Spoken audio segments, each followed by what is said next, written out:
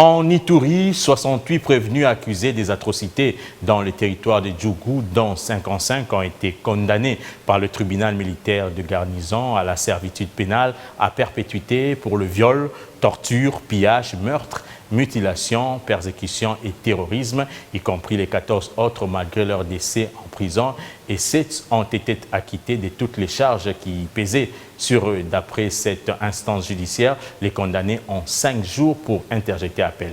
Encore une fois, Félix Matoudi. C'est un jour désormais de tristes mémoires pour ces assaillants en tenue des prisonniers de connaître le verdict du tribunal militaire de Ganzo de l'Ituri après tous les temps du procès au cours desquels la sentence finale était fort attendue pour les atrocités et autres crimes commis au territoire de Djougou dont ils étaient reprochés. 55 sont condamnés à la servitude pénale à perpétuité dans l'affaire qui les a opposés au ministère public.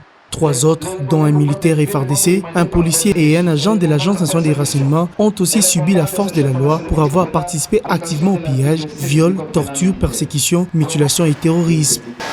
Faisant application de l'article 7 du Code pénal militaire, prononce l'unique peine la plus forte, soit celle de la servitude pénale à perpétuité. Mais le frais de sens à charge du trésor public confirme sa détention. Le tribunal les reconnaît aussi coupables de crimes contre l'humanité par déportation et les condamne des chefs à la servitude pénale à perpétuité.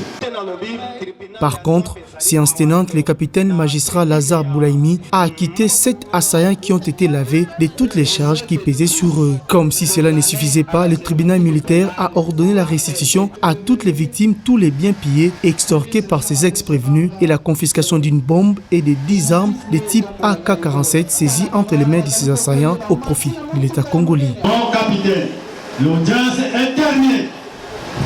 Ainsi prend fin l'audience de ce jour.